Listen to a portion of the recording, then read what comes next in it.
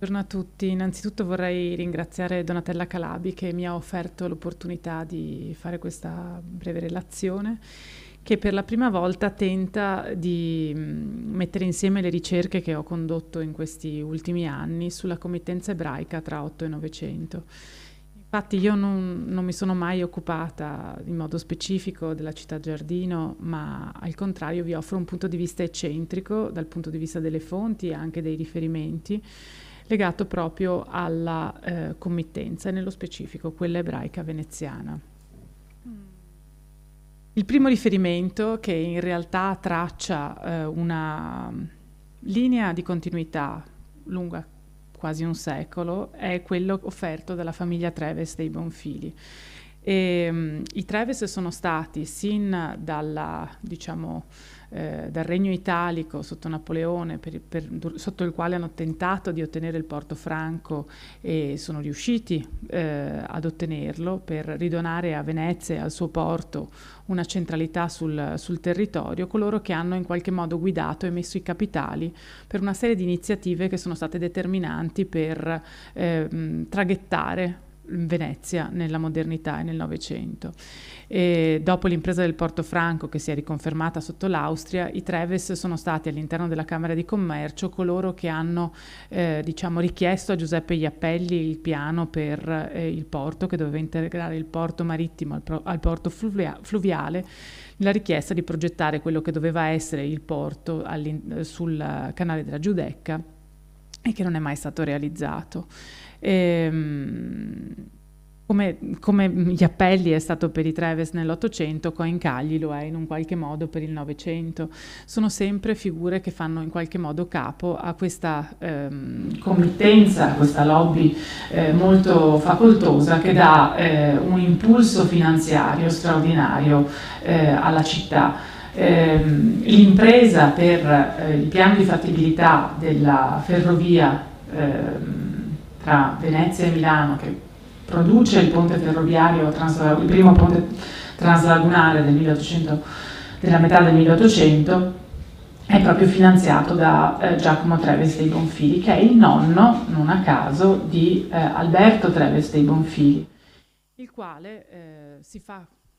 promotore di una cordata di investitori, tra i quali c'è anche il conte Volpi, ma più giovane di lui, e che gli succederà in qualche modo sia nella presidenza della CIGA e quindi tutti gli investimenti fatti al Lido di Venezia per farlo diventare un polo internazionale del turismo balneare, sia nella presidenza della Società Veneziana della Navigazione al Vapore. E Alberto Treves dei Bonfili è stato il primo presidente di questa società che nasce nel 1899 e lo sarà fino a poco prima della morte nel 1921. Si succederanno altri alla presidenza, tra cui appunto il conte Volpi. Questa è la vista del porto di Venezia all'inizio del Novecento, quando era nel bacino di San Marco, e qui vedete il piroscafo Alberto Treves, che era stato varato nel cantiere genovese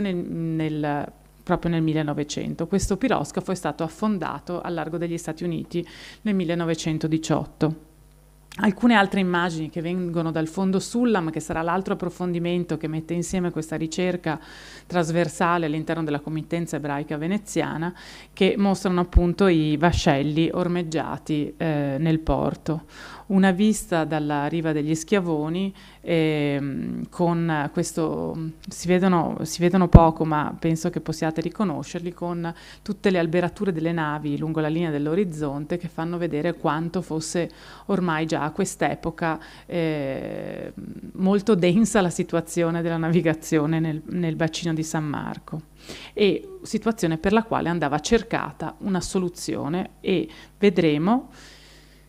che c'è una continuità tra queste iniziative. Questo è il primo progetto di Massima per la sistemazione del porto di Venezia lungo la linea di Gronda ed è stato redatto dal Genio Civile sotto la guida di Erminio Cucchini, ed è datato 1914. Come vedete, i luoghi sono già stati identificati ed è chiaro che è necessario creare una linea di collegamento tra sia via acqua ma anche via terra tra Venezia e il nuovo porto. Questo invece è il piano diciamo che fa capo a Coencagli per tutta l'area dei botteghini e che in qualche modo arriverà, e lo vedete già delineato, al piano regolatore proposto da Emilio Emmer nel 1922. Cerco di scorrere velocemente perché questi non sono l'oggetto specifico, ma è solo una carrellata per capire bene come integrare le informazioni, e questa è la planimetria di tutte le aree di assegnazione per le industrie che andranno a insediarsi nell'area di Porto Marghera. Vedete già il quartiere urbano che dovrebbe affiancare la zona industriale e il porto, già nel 1924 delineato. Questa è una tavola allegata alla relazione che Coencagli fa nel 1926 alla Fiera Campionaria di Padova come responsabile del progetto e in qualche modo come ingegnere che espone per la facoltà di ingegneria di Padova. E arriviamo dunque alla figura di Guido Costante Sullam. Sto lavorando da 2 anni sull'archivio di questo ingegnere architetto del primo Novecento, veneziano di origine ebraica, il quale è in realtà una figura solo parzialmente nota, seppur conosciuta, del panorama veneziano di questo periodo. Sullam è noto soprattutto per essere stato colui che in qualche modo ha traghettato l'architettura nord-europea e il linguaggio dell'Art Nouveau in Laguna. Egli era, diciamo, noto per alcune architetture per le quali viene ricordato dallo stesso Bruno Zevi, che in qualche modo generazionalmente gli succede all'interno della scuola di architettura di Venezia, che Sullam aveva contribuito a fondare, chiamato da Bordiga insieme ad altri. Lui insegnava già dal 1909 all'Accademia di Belle Arti e passa insieme ad un nutrito gruppo di insegnanti dell'Accademia ad insegnare allo IUAV. Sullam incarna una figura di strano professionista che ha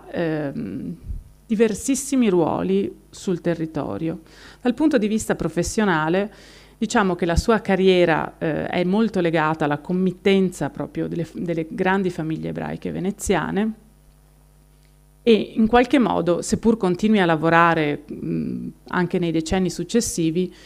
si definisce e in un qualche modo si giunge ad un suo compimento con la metà degli anni '20, tanto che i suoi diciamo, album di presentazione progettuale si fermano proprio a questo periodo, probabilmente perché è il periodo in cui inizia poi a lavorare all'istituzione della Scuola di Arti e Mestieri a Monza per l'umanitaria e il periodo in cui entra ad insegnare allo IUAV tra il 26 e il 27. Nello stesso anno, insieme all'incarico di insegnamento, e vedremo che nell'arco di questo primo periodo Sullam coprirà ben 4 insegnamenti diversi allo IUAV, o Istituto Universitario di Architettura di Venezia, all'epoca ISAV, e entra anche nella commissione edilizia. Presiede questa commissione che nel 26 si chiama commissione all'ornato, diventerà tra il 30 e il 31 commissione edilizia, e in qualche modo diventa una figura di cerniera rispetto a tutte le attività di trasformazione architettonica ma anche urbanistica che avvenivano sul territorio veneziano. E quando parlo del territorio veneziano intendo anche la terraferma, perché ormai c'è un'idea consolidata che nasce appunto con il nuovo porto di estendere la città anche alla linea di Gronda. È un processo estremamente delicato e critico, che vede nell'interventismo del partito fascista una forza propulsiva, perché ovviamente tramite la figura di Ugo Fantucci c'è una velocità di realizzazione dei progetti in brevissimi e della raccolta dei finanziamenti necessari per arrivare alla realizzazione di questo imponente piano di sviluppo, che prevede per l'appunto anche la costruzione del ponte carrabile che andava ad affiancare il ponte ferroviario e avrebbe completamente trasformato l'immagine della città. La città che, seppur già collegata con il ponte ferroviario dall'Ottocento, restava una città che si affacciava al mare. Il suo porto, sul bacino di San Marco, è il segno che la porta di Venezia, a quest'epoca, nel primo Novecento, è ancora la porta sul bacino di San Marco. La vera, la svolta, la città si gira, cambia le sue vie di accesso solo con il ponte carrabile, che prevede la costruzione del sistema di raccordo di Piazzale Roma, con ovviamente il garage che tutti conosciamo e che ancora oggi identifica questo luogo,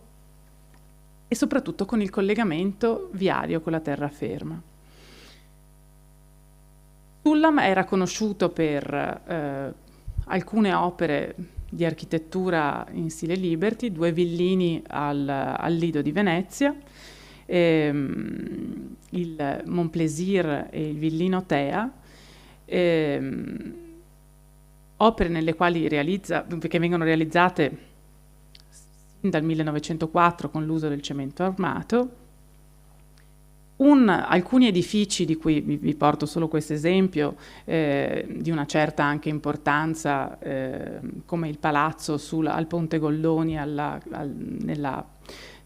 scenografia terminale del bacino Orseolo, che si era in questo momento riconfigurato anche con la trasformazione delle procuratie come sede delle assicurazioni generali. La progettazione delle 2 stazioni ferroviarie di Asiago e di Roana, sempre alla fine degli anni 10, per la decorazione degli interni di alcuni importanti palazzi veneziani, tra cui il Palazzo Levi, commissionato da Angelo Levi, ma poi divenuta residenza di Ugo Levi e Olga Brunner. Importantissimo salotto musicale nella città che accoglie anche Gabriele D'Annunzio. L'altra ragione per la quale Sullam era rimasto noto nella città era il suo ruolo, e mi scuserete se faccio questo salto logico, ma mi sembra importante per comprendere meglio la sua posizione rispetto a quello che sto per riferirvi. Aveva affiancato Iona nella presidenza della comunità ebraica nei difficili anni a seguito delle leggi che seguono le leggi razziali e conducono la comunità all'interno del conflitto. Dopo il suicidio di Iona, è Sullam che si fa carico di accogliere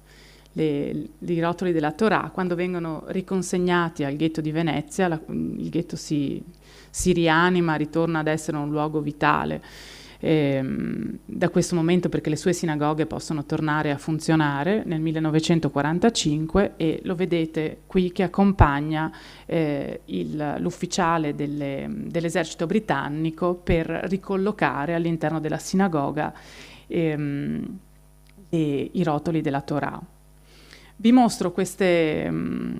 immagini per significarvi quanto egli fosse fortemente legato alla sua comunità e quanto l'abbia rappresentata anche nel momento più critico della sua storia. Questa è una foto famosissima in cui Sullam c'è, ma non si riconosce perché si riconoscono invece i volti pochi rimasti, ma tanti veneziani del ghetto, ma è chiaramente la figura alla quale tutti guardano come colui che riporta la civiltà nel quartiere ebraico veneziano. Qui lo vedete quando entrano nella sinagoga con i rotoli della legge, ed è chiaramente un momento di grande impatto emotivo per la comunità. Sullam è stato fortemente segnato da questo evento, perché essendo ebreo, a partire dal 1938-39, quando sono entrate in vigore le leggi razziali, ha dovuto rinunciare a tutti i suoi numerosissimi incarichi istituzionali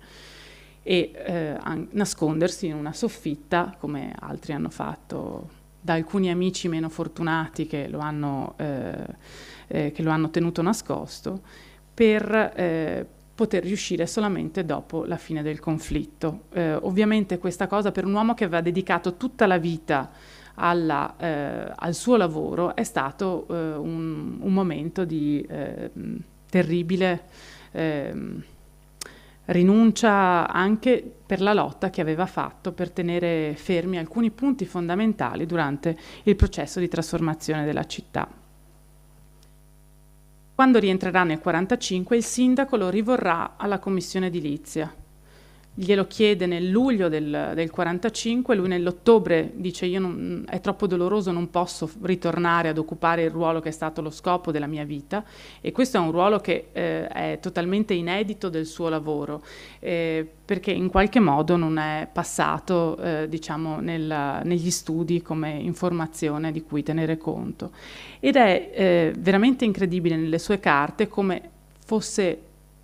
veramente molto importante questo ruolo di cucitura che lui ha dovuto tenere. Un'altra documentazione che ci riporta indietro nel tempo e mi aiuta a ricollegarmi al processo del porto di Marghera è questa commissione fatta a Sullam per le botteghe per i servizi marittimi in piazza San Marco sotto le procuratie. Questa bottega, dove si prenotavano i viaggi e era una sorta di agenzia di quell'epoca, è stata la realizzazione del 1920-21, aveva sede in piazza San Marco proprio sotto le procuratie, e dove c'è poi l'entrata anche delle assicurazioni generali, altro luogo che in qualche modo ritorna all'interno di questa, diciamo, delle coordinate della committenza ebraica veneziana. In quanto la procuratia, dove poi viene insediato questo servizio e dove avevano sede le generali, era della famiglia Treves. Questo è l'interno di queste botteghe che uniscono due cellule dei negozi, e qui arriviamo al momento cruciale al quale vorrei fare riferimento. Questa è la visita alla mostra che esponeva i progetti per il concorso del piano regolatore di Mestre in Marghera nel 1935. Che cosa accade? Qual è la cucitura tra il progetto del porto, della città giardino e quello che vi sto mostrando adesso? Nel momento in cui diventa podestà Mario Alverà, ed è il momento in cui si insedia anche a capo dell'ufficio comunale l'ingegnere Miozzi, che apparentemente è colui che firma tutti i progetti sia per la realizzazione del ponte carrabile, sia per i diversi ponti che poi devono raccordare la zona del Piazzale Roma. Mi riferisco al ponte degli Scalzi, ma anche al ponte dell'Accademia. E è chiaramente un momento di forzatura all'interno della macchina comunale. C'è il partito che preme in modo pesante per la realizzazione di questi progetti, e chi si fa carico di calmierare le iniziative e di cercare di aggiustare il tiro rispetto a una consapevolezza della cultura veneziana e dell'identità della città? È la Commissione Allornato, da questo momento, non a caso, Commissione Edilizia. Dal 1931 il nome cambia, proprio perché cambia fortemente anche la funzione, in quanto si costruisce moltissimo, si costruisce come non si era più costruito da tantissimo tempo a Venezia, e chiaramente la città cambia. Ho pensato che fosse opportuno leggere, e mi perdonerete se vi annoio, ma mi sembra fondamentale, perché dal mio punto di vista, dentro le carte della Commissione e dentro le parole di Sullam c'è la chiave per comprendere quelli che sono i nodi attualissimi proprio per la lettura dell'identità di Venezia sul suo territorio. Il problema ovviamente non era quello di legare il porto e la città, ma era quello di far sì che Venezia fosse collegata da delle vie, da delle strade e che portassero le persone nella città e alle diverse funzioni senza negare l'identità della capitale. Ovviamente, dando maggiore importanza alla terraferma, Venezia era fortemente a rischio in questo momento. Cosa sostiene la Commissione? Se mi permettete, ve lo... Si pone mente ai ponderati commenti fatti da un gruppo di egregi professionisti locali per la sola ragione circostante alla via Principe di Piemonte, circa 1/10 dell'area totale. Qui stiamo parlando della connessione anche di Mestre a questo territorio, cioè Marghera e Mestre diventano parte di un unico piano, per i quali computi si presume che in essa possano trovare posto, anche con fabbricazione non soverchiamente intensiva, ben 20.000 persone. Non si crede di errare attribuendo al predisposto piano la capacità complessiva di 200.000 abitanti circa.